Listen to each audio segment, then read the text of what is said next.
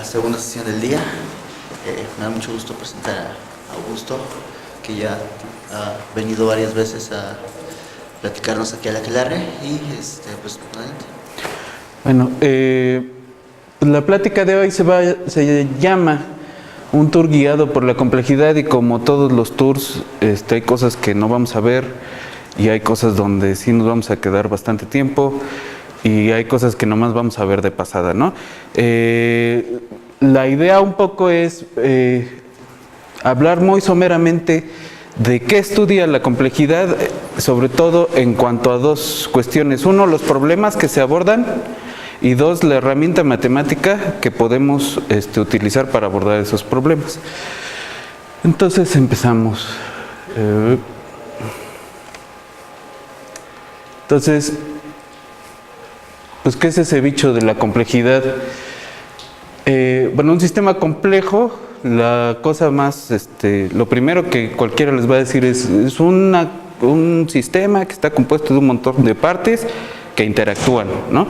Entonces, pensándolo en términos de sistemas de ecuaciones diferenciales, podemos pensarlo como un montón de ecuaciones que tienen términos no lineales y que están acopladas, ¿no? Esa es una idea. Pero también un sistema complejo exhibe comportamiento adaptativo, es decir, cambia en el tiempo, pero en ese cambio del tiempo podría cambiar el tipo de comportamiento que está teniendo, ¿no? Entonces ahí ya empieza las ecuaciones diferenciales como a medio empezarnos a fallar a veces, ¿no? El sistema complejo evoluciona y se autoorganiza. Un sistema complejo exhibe comportamientos emergentes, es decir, estas mismas interacciones entre las componentes se pueden ver como un desmadre en cierto nivel, pero en la escala superior empiezan a verse patrones que pues nos pueden decir algo sobre el comportamiento general del sistema. Y para los físicos, un sistema complejo es termodinámicamente abierto, es decir, y bueno, generalizando esto, la idea es que hay transmisión desde dentro del sistema hacia afuera y de afuera hacia adentro de información, ¿no? En ese sentido es termodinámicamente abierto. Entonces, es un poco la caricatura de un sistema complejo, ¿no? Tenemos cosas individuales que tienen ciertas reglas locales y que esas interacciones locales dan lugar a cierto comportamiento general. Hay información que entra, hay información que sale, es decir, el ambiente le da información a los individuos del sistema y estos le dan, cambian al ambiente vía la información que dan. Y bueno, ¿qué matemáticas podemos usar para estudiar estas cochinadas? Pues hay un montón de cosas que podemos hacer, desde teoría de juegos, todo lo que nos pueden dar las ecuaciones diferenciales, estudio de bifurcaciones, cosas caóticas, estudio de atractores extraños,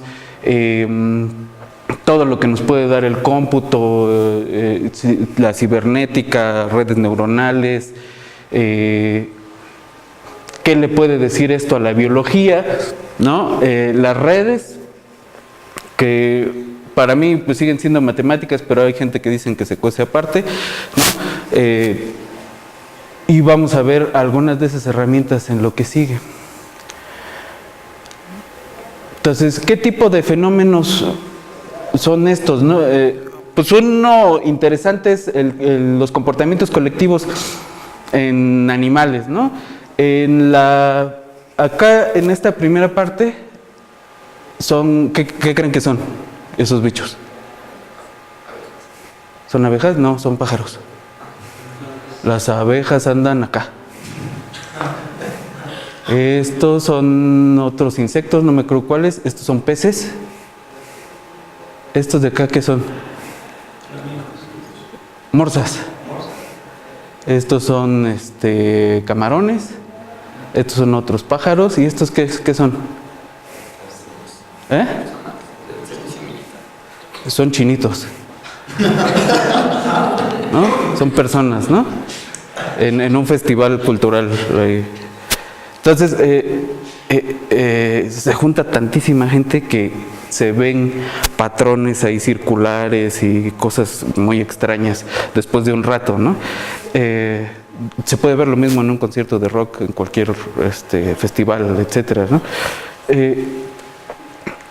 Otro fenómeno complejo pues son las epidemias. Esa foto es de cuando hubo la gripe de marrano, ¿no? Y bueno, pues es un elemento bien importante entender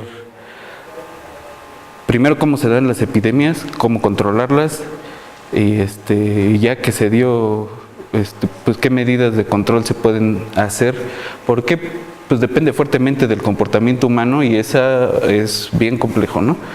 El sistema inmune es una de esas cosas que se escapan todavía a un entendimiento completo, ¿no? Se sabe, ¿no?, que hay ciertos tipos de células, la función que tienen ese tipo de células, pero, y ese es un ejemplo bien interesante, ¿no? Conocemos bien los componentes, conocemos bien la función de los componentes, pero el cómo se comportan colectivamente para atacar a un patógeno, para no atacarse a sí mismo, ¿no?, el sistema, pues no sabemos cómo, ¿no? Es decir, el sistema inmune tiene dos estados fundamentalmente. ¿Veo algo extraño y lo ataco? ¿O veo algo extraño y me hago pendejo? ¿No? Y cuando esas funciones fallan, cuando el sistema empieza a atacar todo lo que ve, eso se llama una enfermedad autoinmune, ¿no? Y cuando no atacan absolutamente nada, es una enfermedad como el síndrome de inmunodeficiencia, ¿no? Es una inmunodeficiencia. Entonces, pues es bien interesante tratar de entender el comportamiento colectivo de las células del sistema inmune, porque pues individualmente sabemos, pero eso no nos da absolutamente ningún conocimiento y ninguna información de cómo interactúan esas mismas células en la respuesta inmune de un cuerpo humano, ¿no? Es un problema difícil. ¿Cómo se esparcen los rumores? Es un problema complejo y es un problema bien interesante con aplicaciones sociales importantes, ¿no? Entonces, vamos a hacer una primera parada en el paseo de la complejidad en sistemas dinámicos y caos. Dice el Germinal Cocho que el caos es un desmadre organizado y ahorita vamos a ver en qué sentido. Entonces, ¿qué tipos de sistemas dinámicos pueden modelar sistemas complejos? Por ejemplo, estas ecuaciones modelan un brote epidémico, ¿no?, donde la S son la población de individuos susceptibles, la I son la población de individuos infectados y la R pueden ser o que se recuperan o que se mueren, ¿no?, pero ya no se vuelven a infectar. Es decir, pensamos que la población puede dividirse en tres cajitas, ¿no? Y hay una tasa de traspaso entre una caja y otra, ¿no? Los S se van con una tasa menos A, estos se van a R con una tasa menos B, ¿no? O B, más bien. A y B.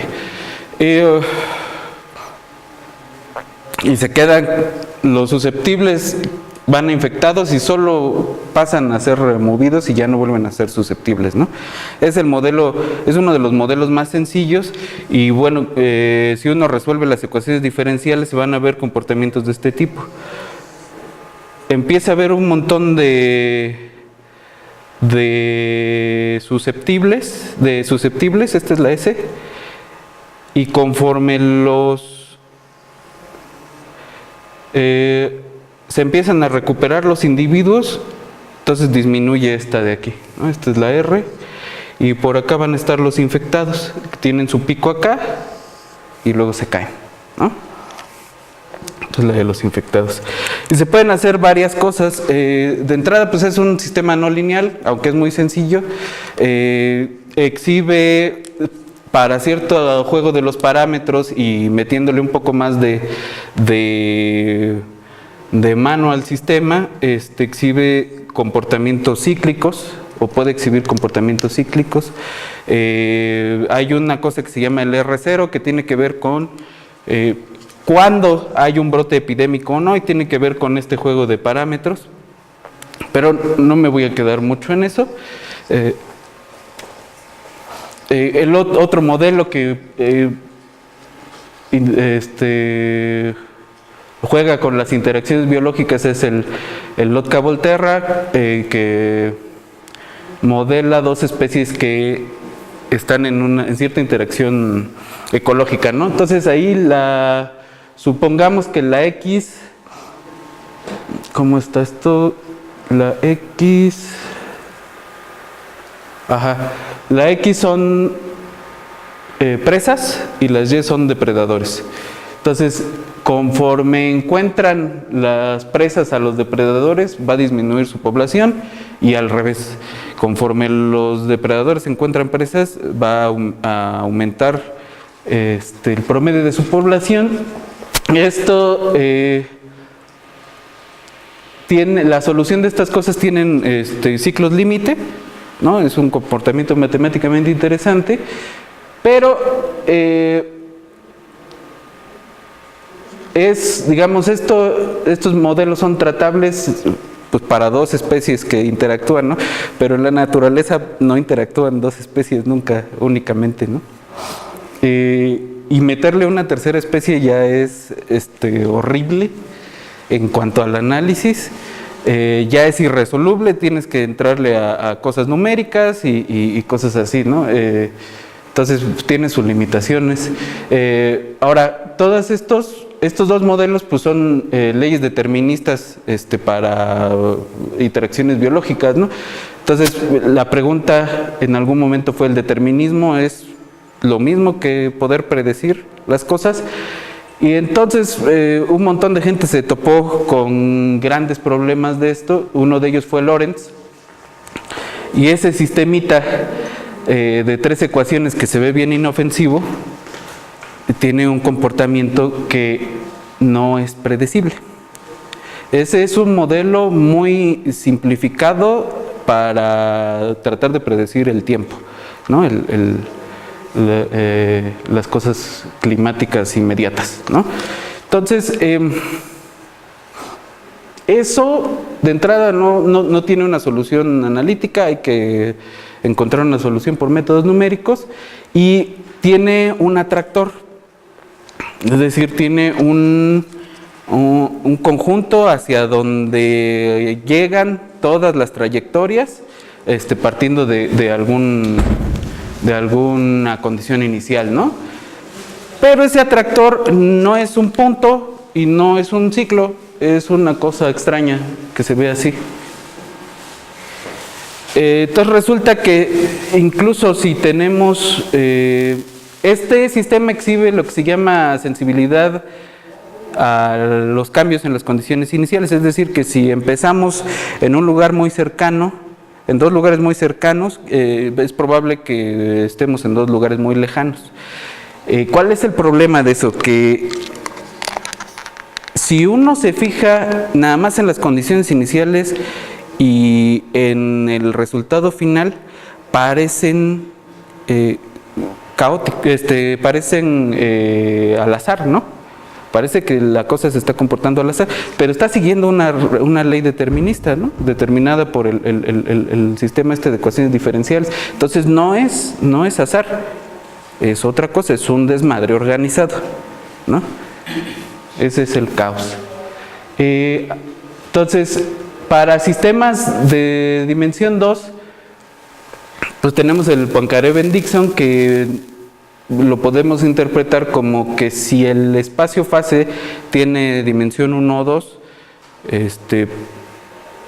pues solo hay o atractores puntuales o ciclos límites, ¿no?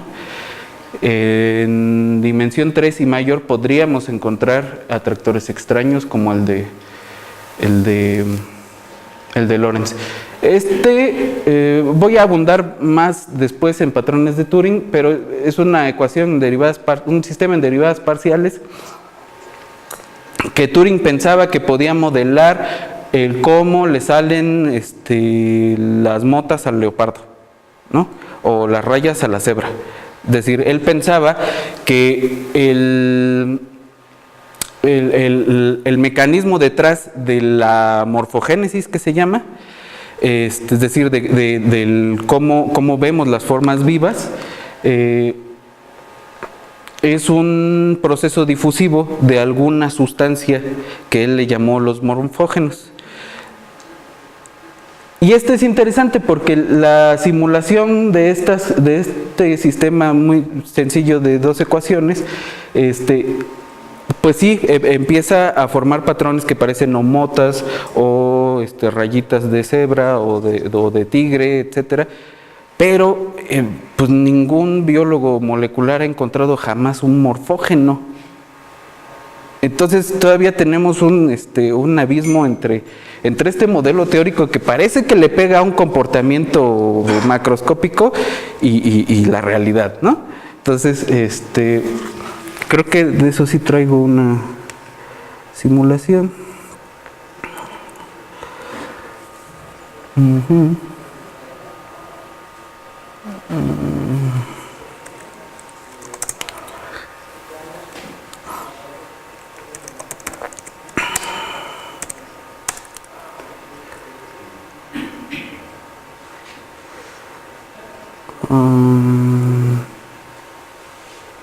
Pues no, parece que no la traigo. Pero bueno, luego vamos a ver algo más de eso. Bueno, es una caricatura de cómo se ve, ¿no? Entonces, empiezan completamente bien mezclados y entra el morfógeno y empieza a hacer ese tipo de patrones, ¿no? Es un ejemplo también de una reacción química que oscila, ¿no? Y en su momento tener un oscilador químico era contraintuitivo, ¿no? Es la reacción que se llama de Belousov-Zhabotinsky, y hace unos patrones en espiral muy simpáticos que unos matemáticos de acá de la facultad le llamaban patrones de chocorrol, ondas de chocorrol, ¿no? Y lo que pasa es que a la hora que se está difundiendo las ondas chocan y empiezan a hacer unas espirales que parecen como el chocorrol. Es decir, nosotros vemos así nomás la espiral, pero si la vemos en 3D, efectivamente se ve como un rollito de pan, ¿no? El periodo 3 implica caos, es un resultado importante que se ven en los cursos de sistemas dinámicos discretos. Es decir, también podemos pensar el caos en sistemas no continuos, sino discretos. Esa ecuación es la ecuación logística y está relacionada con un modelo de poblaciones también, ¿no? Pero eso pues es una cuadrática inofensiva aparentemente, y pues se usan este tipo de cosas, ¿no? Los diagramas de telaraña para encontrar los atractores, ¿no? Esta cosa en cierto régimen tiene nomás el atractor, tiene un expulsor que es el 0,0 y un atractor que es el otro punto donde cruza la línea naranja con la azul, al que tratan de llegar todas las trayectorias, ¿no? Es una serie de tiempo de esa misma cosa y ya se empieza a ver algo extraña, ¿no? Y lo que pasa es que cuando le movemos el parámetro R, dejamos de tener un único atractor y despuesito aquí del 3, pues ya salieron dos.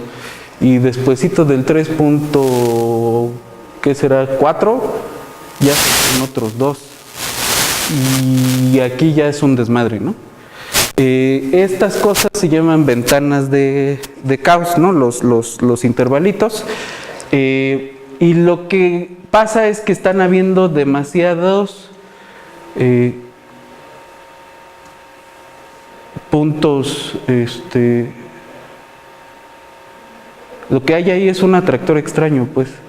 Deja de haber un único punto atractor y empieza a ser un desmadre. ¿Qué hay detrás de todo esto? Pues lo que hay es un proceso que muy en abstracto lo podemos pensar como que estamos haciendo un pan, ¿no? Y para hacer, ¿alguien ha hecho pan alguna vez? Entonces, ¿cómo le hace uno? Agarra la masa, la doblas, la estiras con el rodillo y la vuelves a doblar, ¿no? Esa idea boba y abstracta, es decir, acá está la caricatura, aquí se ve el logístico, y lo que hace es que en el espacio fase pues lo dobla, lo estira y lo vuelve a doblar, ¿no? Es un poco la idea que hay detrás de eso, pero eso generalizó un montón de propiedades que parecían caos y que muchas resultaron ser caos en varios sistemas dinámicos. Eso se debe a una idea de Feigenbaum, que además cuando él la propuso en algún momento, pues todos lo tiraban de a loco, ¿no? Y cuando vieron que era matemáticamente consistente, de todas formas a nadie le gustaba y decían, a esta cosa de aquí que ahora le llamamos teoría del caos y se enseña en las aulas y todo lo que sea, a esto le llamaban la Feigenbaumanología. Porque la gente decía, pues eso nomás le interesa a ese güey, ¿no? No tiene ninguna aplicación práctica. Pero bueno, entonces el caos tiene que ver con sistemas que siguen leyes deterministas, pero son impredecibles. El caos tiene que ver con sistemas de ecuaciones diferenciales que dependen de manera discontinua de las condiciones iniciales. O bien con sistemas de ecuaciones en diferencias que exhiben bifurcaciones, ¿no?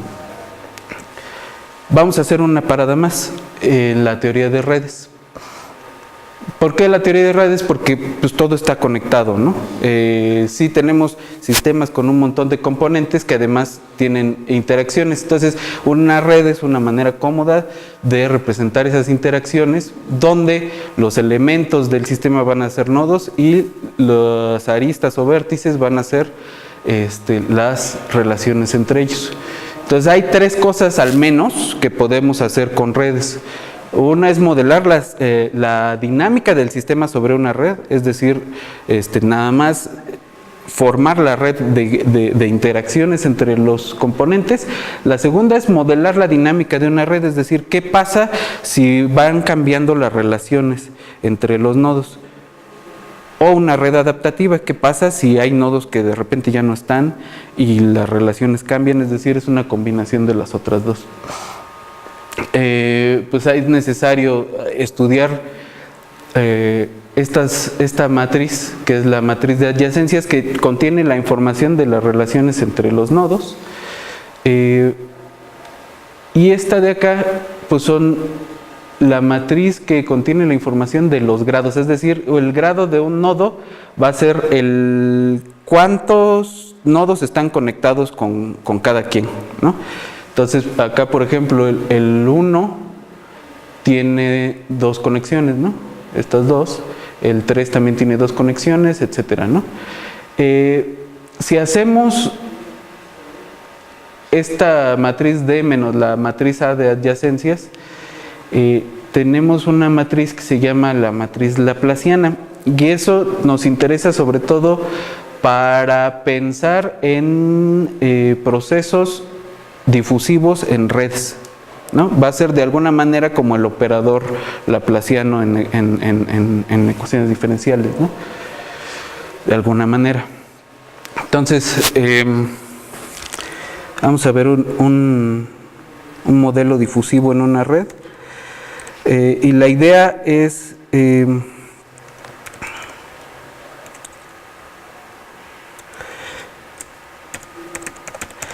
pensar en que hay alguna propiedad o alguna relación que se va a difundir en la red y que los nodos blancos tenemos una red de nodos blancos y negros y de repente ya todos van a estar grises, ¿no? Es decir, de alguna manera encuentran una especie de homeostasis o de estado homeostático.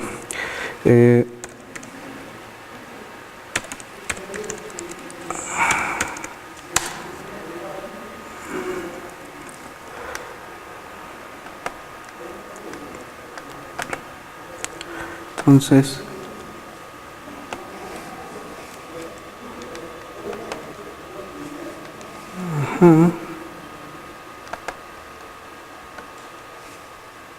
ahí está. Entonces vamos a echarlo que vaya un poco más rápido para que no.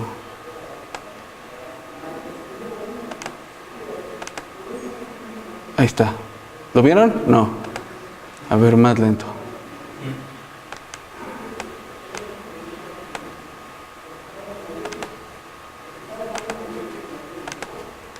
Entonces tenemos un montón de cosas blancas y otro montón de cosas negras.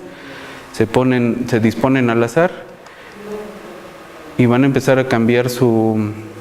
La idea es que van a cambiar su estado si tienen un vecino que tiene el otro estado, ¿no? Entonces llegan a un estado intermedio. Y la idea es que eso se parece a un proceso difusivo en un continuo, ¿no? Bueno.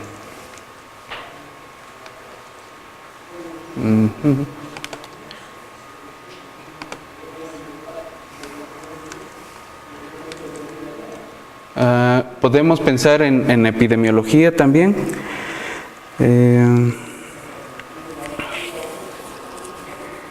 ¿No? Entonces la idea es, aquí tenemos susceptibles e infectados nada más. Entonces en este modelo de acá le quitamos este compartimiento y pensamos que todos los infectados, una vez que se curan, vuelven a ser susceptibles, ¿no? Pues es una gripa, digamos, de alguna manera.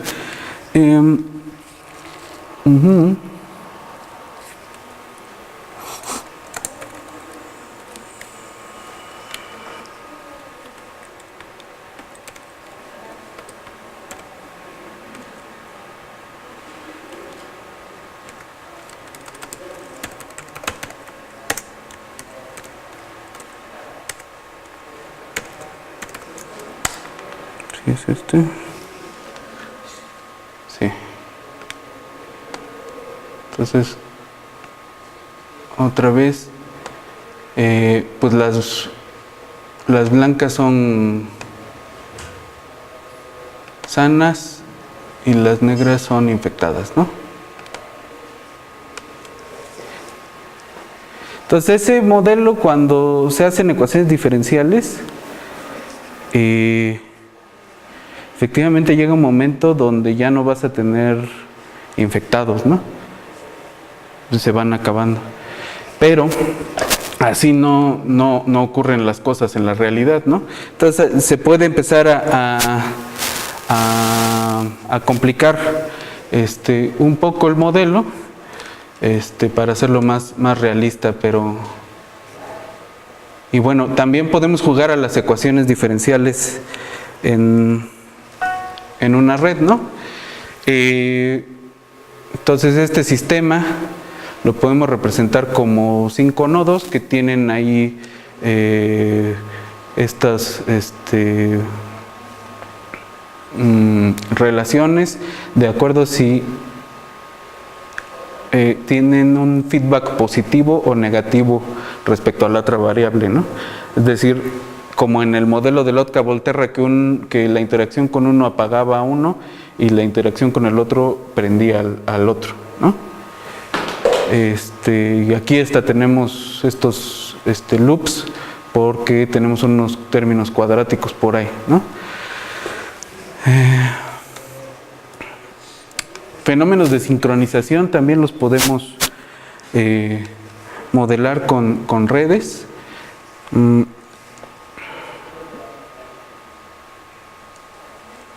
Entonces, déjenme. Eso está interesante.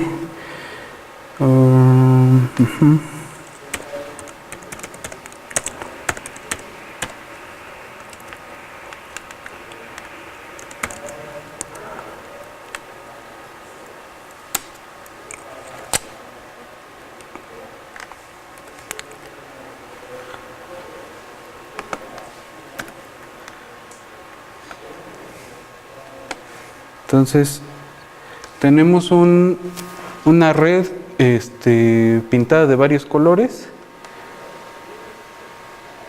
y estos van a empezar a cambiar respecto a cómo está el estado de su vecino también, ¿no? Entonces, en algún momento van a acabar sincronizándose, pero como no tenemos tanto tiempo, vamos a darle una ayudadita.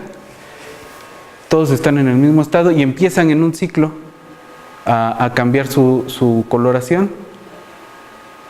Fíjense cómo no es sincrónico completo, sino que algunas empiezan antes que otras.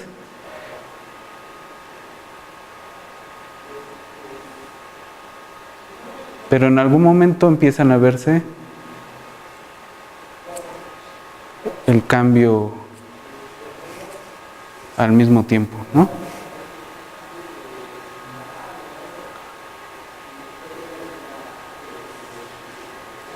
Y ya no se ve la trayectoria completa de esa cosa, ¿no? Sino que va cambiando, de repente pierden su sincronicidad.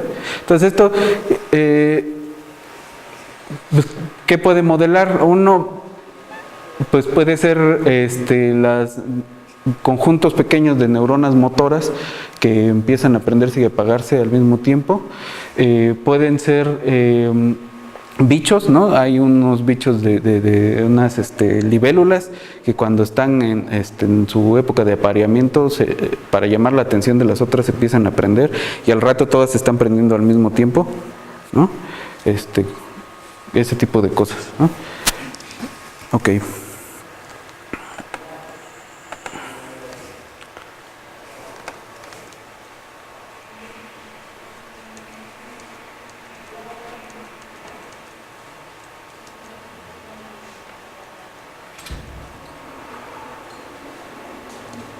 Acá está. Entonces la siguiente parada son los autómatas celulares. Básicamente pues vamos a tener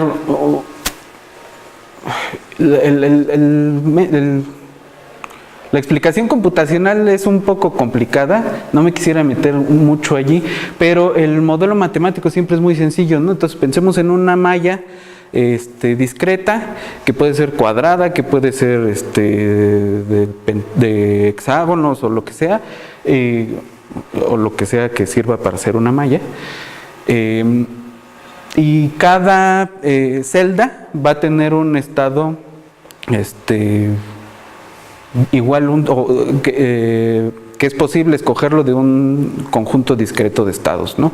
Entonces podemos igual pensar en enfermedades, podemos pensar en cosas que se prenden y apagan nada más, ¿no? Y hay un modelo interesante, ¿no? Y las reglas, ¿cómo van a depender de cuál era mi estado anterior y cuál era el estado anterior de mis vecinos, ¿no? Entonces, un modelo interesante es el que le llaman el juego de la vida. Que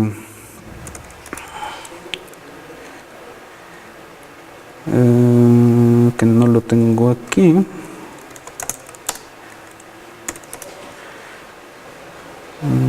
Aquí está.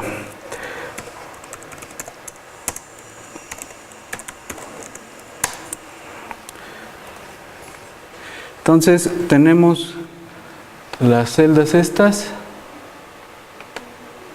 su estado inicial es al azar y la idea es que nos fijemos cómo se van a ir juntando y van a estar empezando a crear cierto tipo de formas que alguien con mucha imaginación les veía que cara de pez, que cara de perrito, que no sé qué, ¿no? Y por eso le empezaron a llamar el juego de la vida. Resulta que no importa cómo pongas tu condición inicial, siempre hay un conjunto como de orden de 100 figuritas que van a formar siempre. Es decir, esos estados son los atractores de este sistema, ¿no? Podemos reiniciarlo y ver qué otra cosa hace, ¿no? Aquí llega rápido a esos atractores porque lo tengo para que corra más rápido, ¿no? En general se tarda un poquito. Pero siempre llega a eso, ¿no?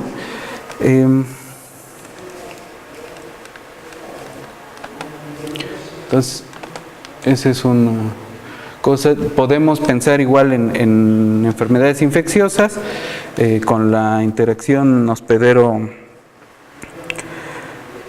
patógeno, es decir, aquí vamos a tener las celdas con 3 estados.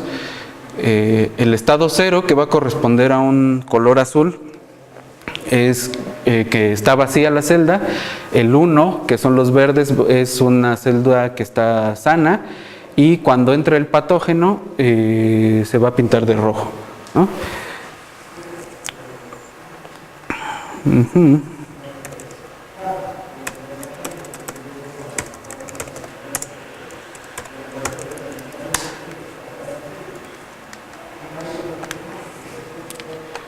Entonces, ahí tenemos un montón de celdas sanas, ¿no?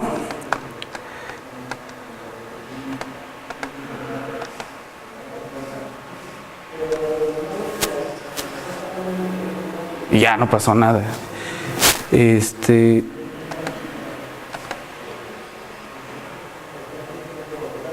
eso estuvo más interesante, ¿no? Entonces, ¿de qué va a depender?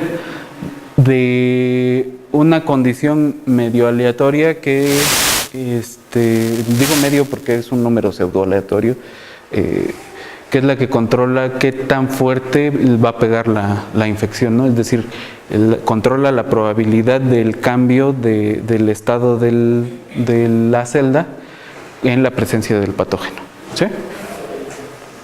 Ok. Ahora, ¿por qué nos interesa modelar epidemias con esta cosa? Porque tiene un gravísimo defecto. Bueno, dos. Este tipo de modelos supone que el espacio donde ocurren las cosas es homogéneo. Gran error. Segundo problema, supone que es equiprobable el evento de que yo me encuentre a alguien enfermo y yo me enferme. Y eso tampoco es cierto, por lo que ya decíamos del sistema inmune, ¿no?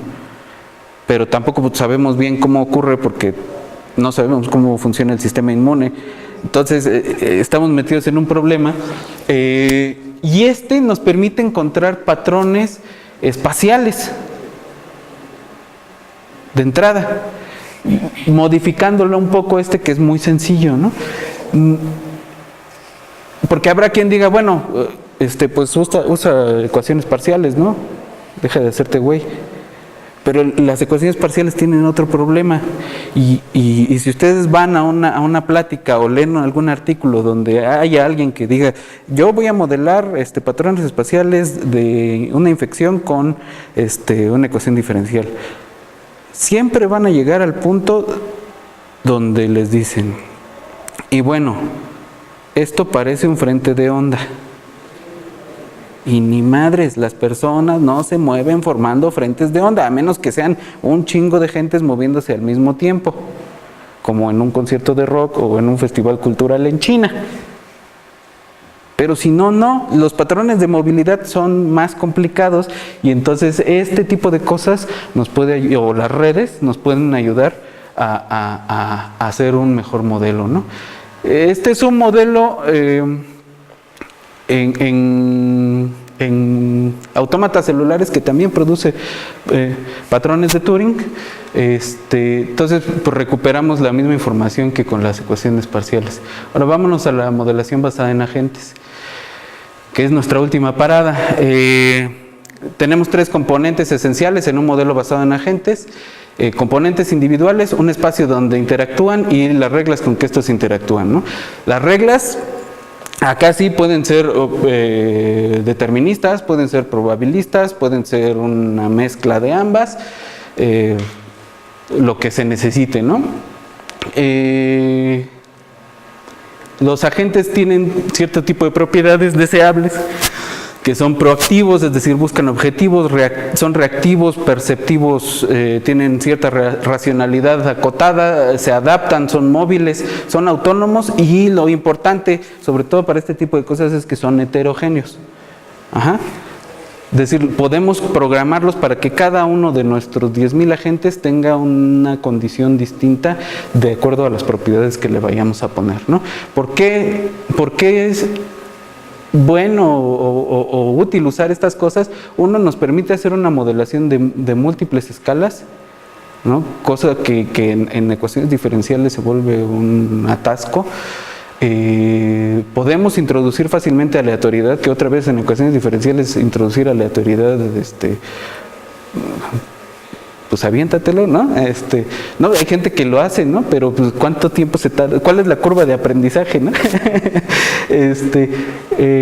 Y exhibe comportamientos emergentes, ¿no? Como nuestros auténticos celulares o nuestras redes. Entonces, solo voy a poner un par de ejemplos. Vamos a revisitar el modelo de Lotka-Volterra de depredador-presa.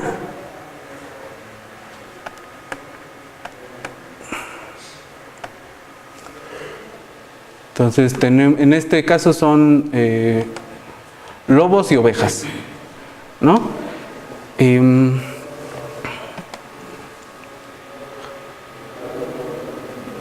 Y entonces, pues funciona más o menos como el depredador presa.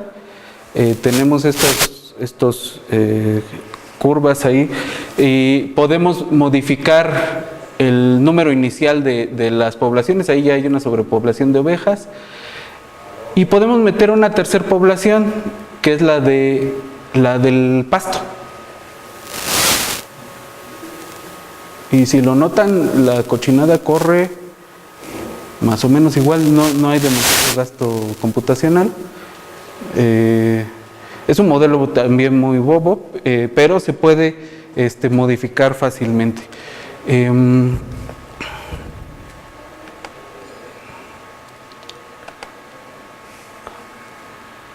Vamos a ver este otro. Este es una epidemia, hasta donde yo me acuerdo. Y sí, carga.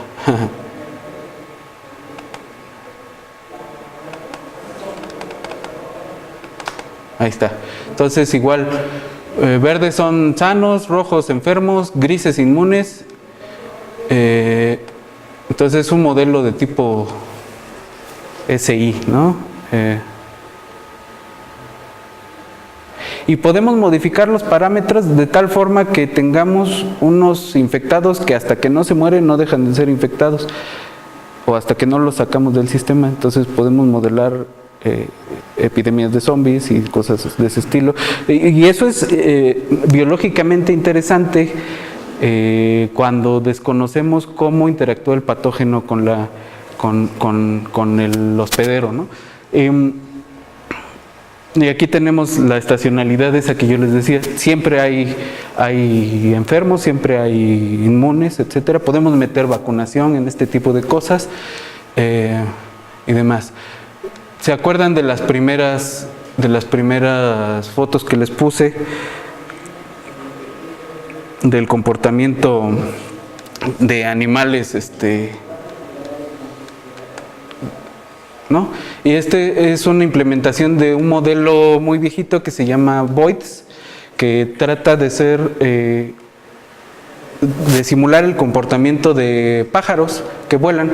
Entonces tiene 3 reglas muy sencillas, que es si ves un grupo de cosas como tú, te les pegas, pero guardando cierta distancia, y vas tendiendo hacia la misma dirección. Ahí ya se van formando grupitos, ¿no? Y aquí es importante que la primera condición es hacia dónde va apuntando la punta, y esa es una condición al azar. Y simplemente por la interacción de esas 3 reglitas chafas, van formando esos patrones, ¿no? Ok. Entonces, no son todos los que quería mostrar.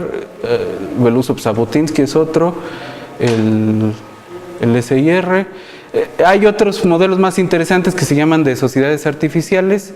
Ese es el modelo Sugarscape, y lo que son el Sugarscape es tienes dos montones de azúcar y unos bichos que solo se alimentan de azúcar y que viven, su único propósito en la vida es acumular azúcar. Entonces, esa pretende ser una caricatura de una sociedad capitalista. Sí, pero bueno, ahorita ya no hay tiempo de mostrarlo. Solo quiero hacer una observación, ¿no? Cuando uno empieza a trabajar modelación matemática, uno se vuelve como esta idea de pues el martillo repara todo, ¿no? Tú dame un modelo y te doy una ecuación que lo... Tú dame un fenómeno y yo te doy una ecuación que lo modele. Y pues los martillos no arreglan todo, ¿no? No arreglan todo. Y entonces pues necesitamos tener herramientas como la modelación basada en agentes, que son las navajas suizas de la modelación computacional, y herramientas más sencillas, también las ecuaciones diferenciales, las ecuaciones parciales, procesos estocásticos y demás, ¿no? Necesitamos tener cajas llenas de herramientas, y no me quiero retirar sin pedirles que mantengan la calma, instalen Linux, no usen Windows.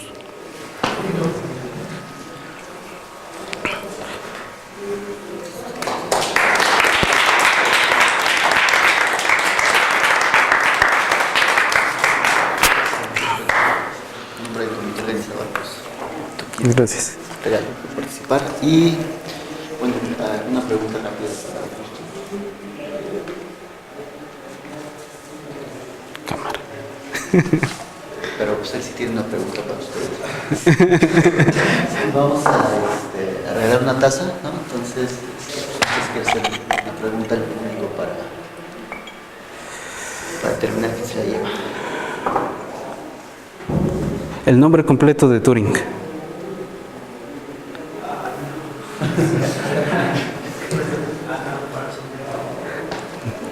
Alan, sí, Parsons no.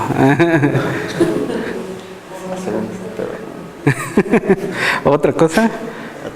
Otra cosa. ¿A qué se dedicaba Vito Volterra además de las matemáticas?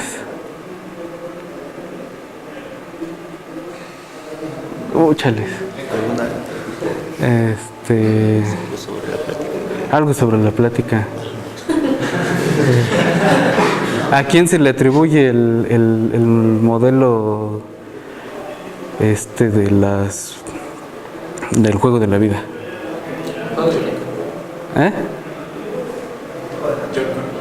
¿Cómo?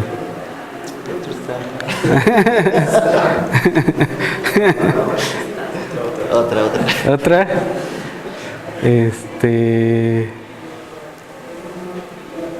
Muchales. ¿Qué haremos? ¿Alguien sabe cómo se llaman las... Alguien que me diga al menos 2 nombres de células del sistema inmune?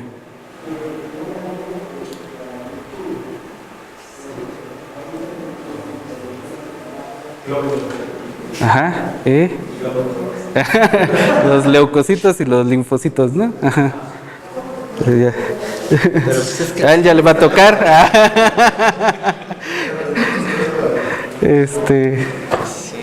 ver, la aventamos. Pues no sé, echamos un volado.